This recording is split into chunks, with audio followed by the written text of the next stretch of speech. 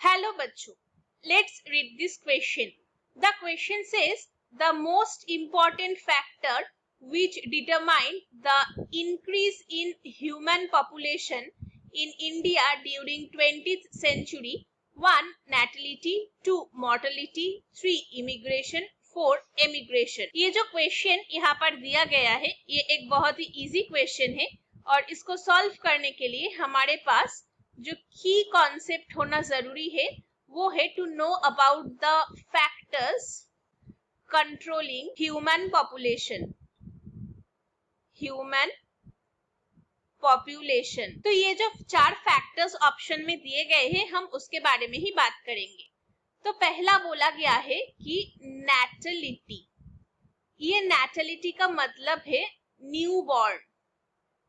अभी जब कोई पॉपुलेशन में न्यूबॉर्न चाइल्ड का नंबर ज्यादा हो जाएगा तभी पॉपुलेशन इंक्रीज करेगा। तो जितना न्यूबॉर्न इंक्रीज होगा यानी कि जितना नैटलिटी इंक्रीज होगा उतना ही क्या हो जाएगा, पॉपुलेशन इंक्रीज करेगा।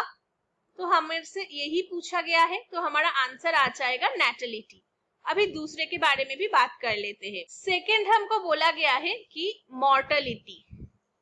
मॉर्टलिटी जो है वो है नैटलिटी के पूरे ऑपोजिट, यानी कि यहाँ पर डेथ को एक्सप्रेस किया जाता है और डेथ से एक पॉपुलेशन क्या हो जाता है, डिक्रीज हो जाते हैं। तो ये कभी भी इंक्रीज होने का फैक्टर नहीं हो सकता है। थर्ड हम बात करेंगे इमिग्रेशन के बारे में।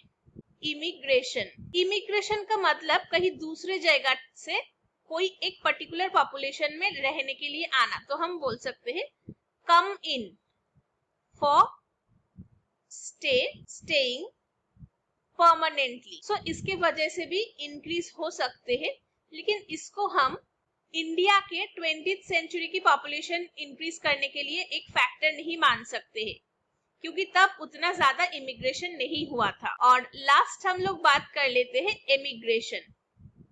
एमिग्रेशन क्या है, इमिग्रेशन का पूरा उल्टा, that means going out to stay somewhere else and that is for permanently. तो इसके वजह से क्या हो जाएगा, एक पर्टिकुलर पॉपुलेशन डिक्रीज हो जाएगा और जहां रहने जा रहा है वो इंक्रीज हो जाएगा। So the final answer is option 1 natality. Hope you understood it well. Best of luck.